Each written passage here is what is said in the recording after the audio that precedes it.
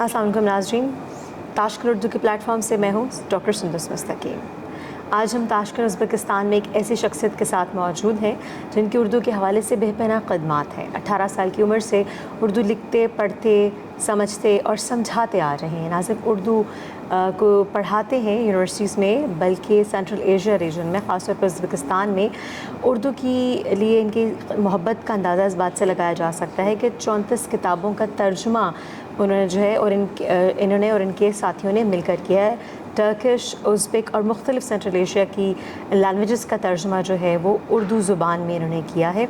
हमारे साथ तशरीफ़ फरमा है शर्फ मिर्ज़ा साहब। अस्सलाम वालेकुम सर। वालेकुम अस्सलाम। सर, ताशकन उर्दू के प्लेटफॉर्म के लिए, क्योंकि आपकी उर्दू से वालहाना मोहब्बत आप रखते हैं और बच्चों को पढ़ाते भी हैं और सेंट्रल एशियन रीजन में ना सिर्फ उर्दू के फ़रोग़ के लिए काम कर रहे हैं बल्कि उनकी उर्दू भी बेहद खूबसूरत है।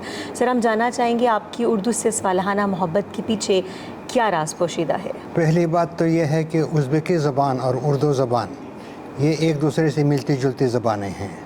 क्यों? क्योंकि मुश्तरक अल्फाज जो हैं इनमें अगर हम गिन लिया जाए तो 30,000 या 40,000 अल्फाज ऐसे मिलेंगे जो उर्दू में भी मौजूद हैं और उज़्बेकी में भी। मोहब्बत, नफ़रत, दोस्त, दुश्मन वग़ैरह वग़ैरह, किस किस का मैं शुमार करूं, ऐसे अल्फाज बकसरत मिलेंगे। इसीलिए हमें जब उर्दू मैंने सीखना नहीं शुरू की थी तब भी मुझे उर्दू के 30,000 या 40,000 ऐसे ही मुझे आते थे। शुरू करना कोई मुश्किल काम नहीं था, फिर वालहाना मोहब्बत हो गई क्योंकि उर्दू जो है अपनी शायरी की वजह से, उर्दू शायरी की वजह से उर्दू की शोहरत पूरी दुनिया में मशहूर है। मेरे ख़्याल में फ़ारसी शायरी के बाद दूसरा नंबर है किसको? उर्दू शायरी को। मैंने उज़्बेक शायरों की नज़में उर्दू में तर्जुमा की थी। ये जनाब आली मेरे ख़्याल में सन 1970 सन 1980 के बरसों में ये सब हुआ था।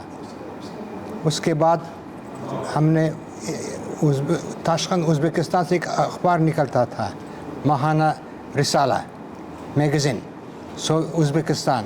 वो आज का उज़्बेकिस्तान वो महीने में एक बार निकलता था, उर्दू में, हिंदी में, अरबी, पर्शियन, इंग्लिश, इन्हीं ज़बानों। तो उर्दू मैगज़ीन की एडिटिंग मैं ही करता था, लेकिन ये अब वो सिलसिला मुनक़ता हो गया, अब कुछ नहीं होता, बहुत कम तवज्जो दी जाती है इसे। अब हमारी ख्वाहिश है कि ये पुराना सिलसिला जो दोबारा शुरू किया जाए। सर, आपकी उर्दू ताशकन में जो उर्दू रेडियो सर्विस के लिए भी बहुत खदमात हैं। मैं ख़बरें पढ़ता था, ख़बरें, स्पोर्ट्स, अदबी रिसाले, अदबी मज़ामीन और मज़ाहिया कुछ ड्रामे हम नशर करते थे उर्दू में, और हमें बहुत सारे ख़ुतूत मिलते थे पाकिस्तान से, इंडिया से, ये मशरक़ी पाकिस्तान से, बांग्लादेश से मौजूदा और मुख्तलिफ़ मुल्कों से। तो तब ख़तों के ज़रिए मामला होता था। आजकल इंटरनेट वगैरह कुछ नहीं था ना, तो हमें ख़तूत मिलते थे पाकिस्तान से। सर, उर्दू के लिए रेडियो सर्विस पे काम करने का तजर्बा आपका कैसा रहा? ये एक सुनहरा दौर था मेरे लिए। 30 या 35 साल तक मैंने रेडियो में काम किया और मेरा बुनियादी काम था तर्जुमा करना। ख़बरें आती थीं रशियन में, फ्रॉम रशियन इनटू उर्दू, हम तर्जुमा करते थे और मैं उन्हें पढ़ता भी था। और as a editor, translator and announcer मुख्तलिफ़ काम सर अंजाम देने पड़ते, क्योंकि उर्दू ग्रुप में ज़्यादा लोग नहीं थे, 5 या 6 बंदे थे। तो वो सब अपना अपना फ़रीज़ा होता था, अपना अपना काम होता था। तो ये भी एक अच्छा दौर था, लेकिन रेडियो की तरफ लोगों की तवज्जो कम हो गई, न सिर्फ उज़्बेकिस्तान बल्कि पूरी दुनिया में। बहुत कम लोग रेडियो सुनते होंगे मेरे ख़्याल में। पाकिस्तान में वजह बनी उर्दू सर्विस के रेडियो के बंद होने की उज़्बेकिस्तान में? उज़्बेकिस्तान में हाँ, उर्दू सर्विस जो है काफ़ी तरक्की याफ्ता थी। लोग जानते थे रेडियो ताशकन। एक लेटर आया था मगरबी बंगाल से, हमने एक फ़ुटबॉल टीम मुनज़्ज़म की है, उसका नाम रा ताश रखा है, रेडियो ताशकंद। इसलिए हमें कुछ फुटबॉल मैच, फुटबॉल ड्रेस वगैरह हमें भेज दिए। तो हमें लिखना पड़ता था हम ये काम नहीं करते, बस हमें बड़ा फ़ख्र है कि आप लोगों ने एक टीम बना ली है, फुटबॉल टीम, लेकिन ये काम नहीं कर सकते क्योंकि हमारे इम्कानात भी महदूद थे ना, बहुत सब कुछ नहीं कर सकते थे। लेकिन हत्तुल इम्कान उन्हें तोहफ़े तहाइफ भेजा करते थे। तो सर अपनी किताबों के बारे में काइंडली बताइए। जो 34 किताबों का तर्जुमा जो है आपने उर्दू में किया है मुख्तलिफ़ ज़ुबानों में, टर्किश में, उज़्बेक में और मुख्तलिफ़ सेंट्रल एशियन रीजन की किताबों में, तो आपने अपने साथियों ने मिलकर तो उसका रिस्पांस और उसका एक्सपीरियंस के बारे में बताइएगा। ये तकरीबन सन 1975 की बात है कि किताबों की तर्जुमा करते थे। एक ट्रांसलेटर होते थे इंडिया के, मंजर सलीम साहब, जो लखनऊ से आए थे, वो तर्जुमा करते थे। हम कंपेयर करते थे रशियन से कि कोई ऐसी वैसी गलती तो नहीं हुई, सही तर्जुमा हुआ कि नहीं हुआ। कंपेयर करने से पता चलता था, कुछ करेक्शन करते थे।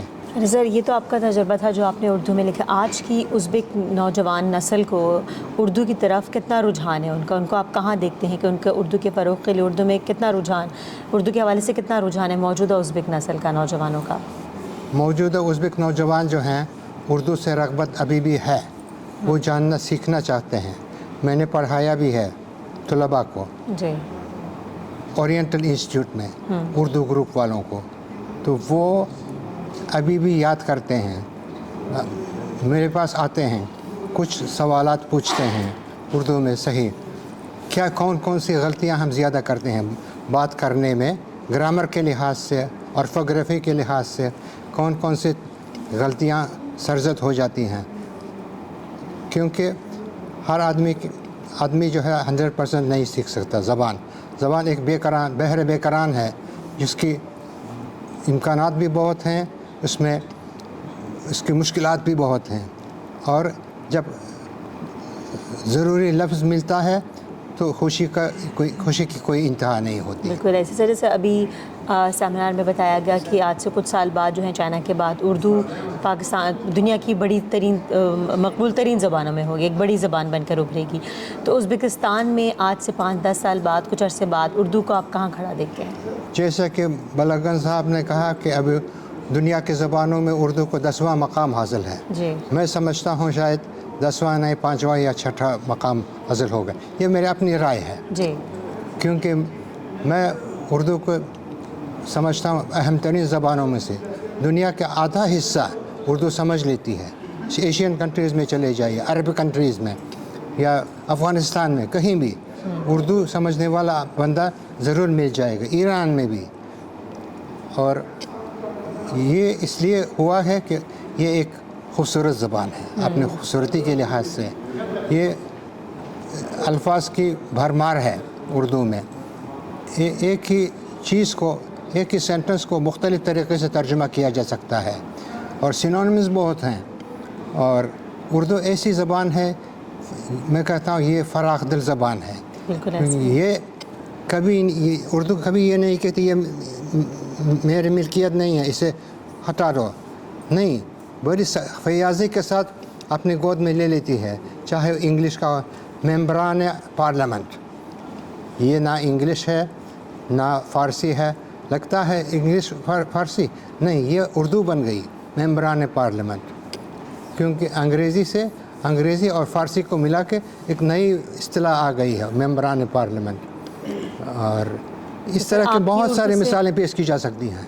उर्दू के हवाले से हमारे देखने वालों को कोई पैगाम देना चाहेंगे उर्दू ज़ुबान के हवाले से? सामीन को, नाज़रीन के लिए मेरी ये ख्वाहिश है कि दोनों मुल्कों के दरमियान, पाकिस्तान और उज़्बेकिस्तान के दरमियान दोस्ताना ताल्लुक़ात आगे बढ़ते चले जाएं, लोगों में क़ुर्बत ज़्यादा पैदा हो। हमारी सारी कोशिश, सारी ज़िंदगी का स्लोगन यही था कि दोनों कौमों को करीब तर लाया जाए, उनके दिलों को यकजा किया जाए, उनमें बाहमी मुफाहमत, बाहमी मोहब्बत कायम की जाए, उनमें हमेशा जो है उर्दू बन के लिए काम आए। ये इसमें उर्दू का रुझान जो है, उर्दू का रोल जो है, अहमियत, वो बहुत ही عظیم ہے.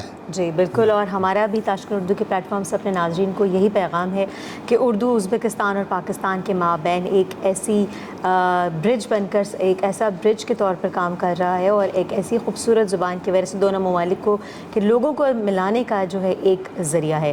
تو اردو سیکھتے, بولتے, پڑھتے, سناتے اور اردو سے ایسی محبت کرتے رہیے. بہت شکریہ.